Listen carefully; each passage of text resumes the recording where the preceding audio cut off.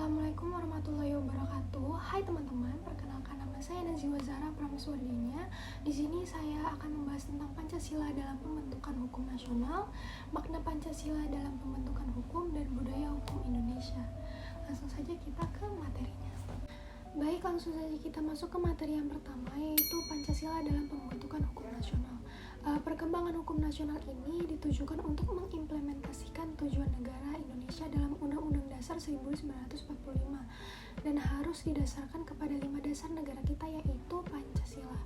Adapun pembangunan hukum yang berkelanjutan, yaitu berdasarkan perkembangan yang terjadi, dan juga pembangunan hukum nasional ini bersumber pada dua sumber hukum material, yaitu pra kemerdekaan dan pasca kemerdekaan. Produk hukum ini dapat berubah menyesuaikan perkembangan zaman karena hukum tidak pada situasi vakum, dan yang menjadi kerangka acuan pembinaan tata hukum yang baru adalah filsafat Pancasila. Maka dari itu, pelaksanaannya harus berdasar pada nilai-nilai Pancasila. Nilai-nilai Pancasila ada 3. Yang pertama ada nilai dasar. Nilai dasar adalah asas-asas yang mutlak, yaitu Pancasila. Yang kedua ada nilai instrumental, yaitu pelaksanaan hukum berdasar nilai-nilai Pancasila, contohnya peraturan perundang-undangan. Dan yang ketiga ada nilai praktis, yaitu nilai-nilai yang dilaksanakan dengan nyata atau implementasinya nyata. Jadi Pancasila ini merupakan sumber dari segala sumber hukum berdasarkan Undang-Undang Nomor 15 Tahun 2019. Dan Pancasila tidak sekedar hanya ideologi, tapi mampu memahami dan mampu menyelesaikan sengketa. Tapi apabila kita tidak memahami dan mengabaikan bahwa hukum ini sebenarnya sebagai sistem norma kehidupan manusia, maka tidak akan terwujud dan akan hilangnya makna dari sistem norma ini. Baik, kita lanjut ke materi yang kedua, yaitu makna Pancasila dalam penegakan hukum. Untuk melaksanakan penegakan hukum yang menjadi rujukan untuk mengambil kebijakan atau keputusan hukum adalah nilai-nilai Pancasila, karena Pancasila ini sebuah falsafah hidup, petunjuk dan kesadaran masyarakat untuk berbangsa dan bernegara.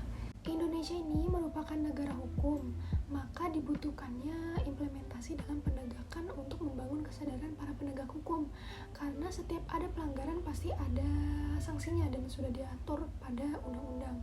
Adapun tantangan Pancasila dalam penegakan hukum, di antara lainnya ada pengabaian penegak hukum, politisasi aparat penegak hukum yang merusak integrasi karena akan mempengaruhi citranya, dan lemahnya pemberantasan korupsi, kolusi, dan nepotisme. Tantangan-tantangan ini merupakan contoh yang membuat kesulitan untuk mengintegrasikan nilai Pancasila berasal dari sikap intoleransi, pengabaian hak asasi manusia, korupsi, dan lain-lain. Adapun di dalam sila kelima bahwa penegakan hukum ini harus berlaku secara jujur dan adil, maka dibutuhkannya Pancasila sebagai landasan agar penegak hukum ini dan konstitusi mudah untuk menghadapi kendala-kendala dalam penegakan hukum. Selanjutnya kita masuk ke materi yang ketiga, yaitu tentang budaya hukum Indonesia. Nah, berdirinya negara dan Pancasila ini berdasarkan kesepakatan dari para founding father kita yang dari berbagai suku, agama, ras, dan budaya yang berbeda-beda. Pancasila ini merupakan budaya masyarakat. Budaya masyarakat yang dimaksud ini ada 2, yaitu internal atau aparat, eksternal atau masyarakat. Budaya hukum Pancasila ini menurut masing-masing sila, yaitu sila yang pertama, hubungan manusia dengan Tuhan, yaitu adanya tanggung jawab atas perbuatan manusia ini dengan Tuhannya. Dan ada sila kedua, yaitu hak asasi manusia. Nah, semua orang ini harus saling menghormati hak asasi manusia lain. Dan ada juga sila ketiga, yaitu persatuan. Nah, berdirinya suatu bangsa ini, masyarakatnya tidak boleh sampai terpecah belah.